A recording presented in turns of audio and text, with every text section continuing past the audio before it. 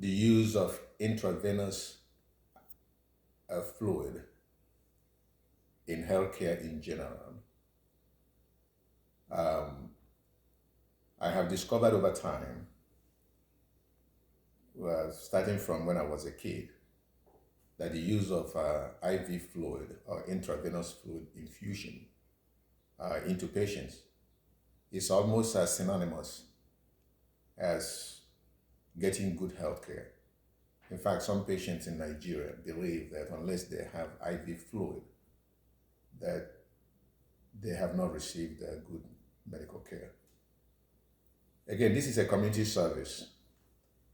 As a disclaimer, is by no means uh, telling you as a patient what to do, serving as your physician, because you have your own physicians. I need you to talk to your physician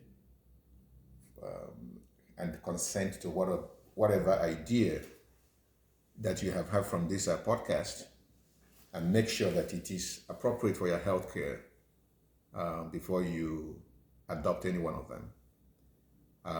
Again, my name is Professor Ndubeze Okonkwo. I am a biochemist, an internal medicine specialist, a nephrologist, and ultimately a specialist on transplantation, particularly kidneys and pancreas, transplantation medicine.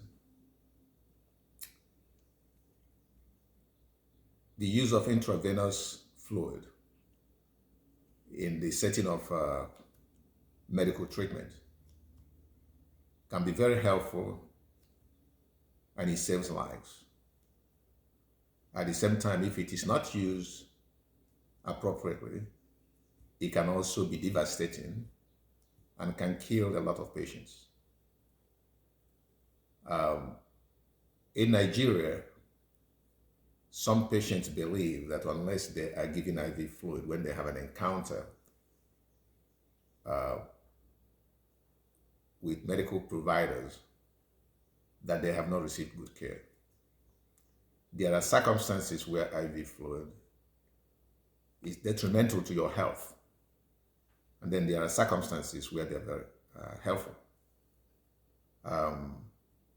For instance, when you have a child who has gastroenteritis manifesting particularly in having diarrhea and vomiting, it is very important to make sure that this child is not dehydrated, because dehydration is a silent killer, particularly in young children, if it's not quickly taken care of. As you know,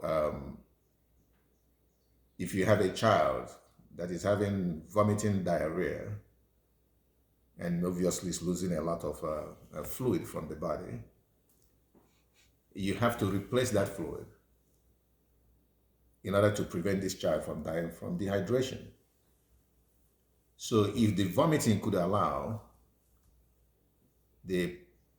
until you get to the hospital or having a contact with a physician that can intervene, if you can simply mix salt, water, and glucose and give it by mouth to this child, if you are able to do so, you may be able to match the amount of fluid that leaves through the diarrhea and the amount of fluid that the patient is getting in. We call it input and output.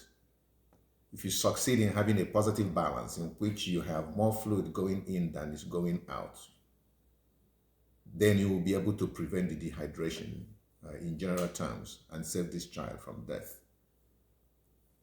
When you get in contact with a hospital, particularly emergency department, or inpatient admission, intravenous fluid can be given in place of oral fluid, because if the patient is throwing up and having nausea, the chance of effective oral rehydration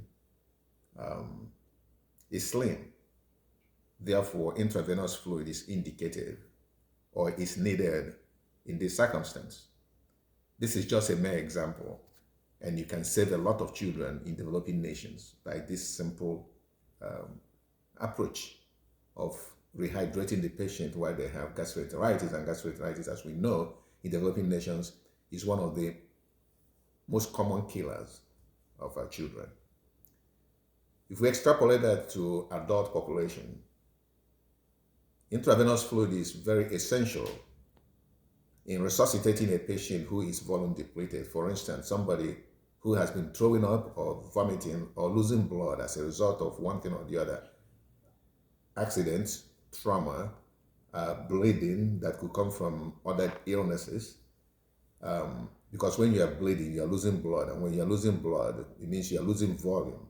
So the amount of volume that your body has decreases as you're losing the blood. So if you don't have blood to transfuse into this patient, as a bridge between the time you make your diagnosis and the time you do the blood transfusion, IV fluid can be given to expand the patient's volume, which is the plasma in particular, to prevent the patient from excessive hypotension, which leads to shock.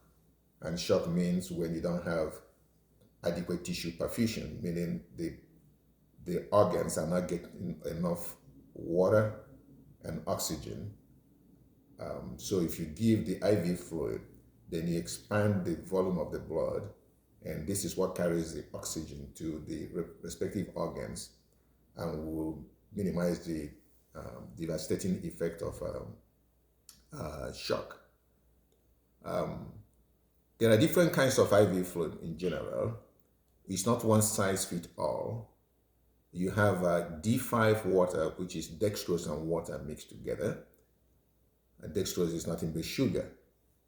You have D5.5, which is dextrose with half concentration of saline.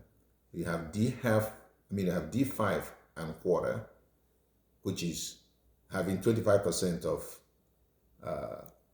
normal saline concentration and mixing it with that dextrose in water. And then you have normal saline by itself, which is 0.9% of sodium chloride in water. And then you have lactate ringer, and etc. The type of fluid you give varies from the illness or the presentation of the person. If someone is hypotensive, the blood pressure is low when you have this encounter with the patient. To resuscitate that volume, you need normal saline or lactate ringer. And then you determine how much you're going to give depending on the presentation and the need. In this patient who is hypotensive, it will be inappropriate to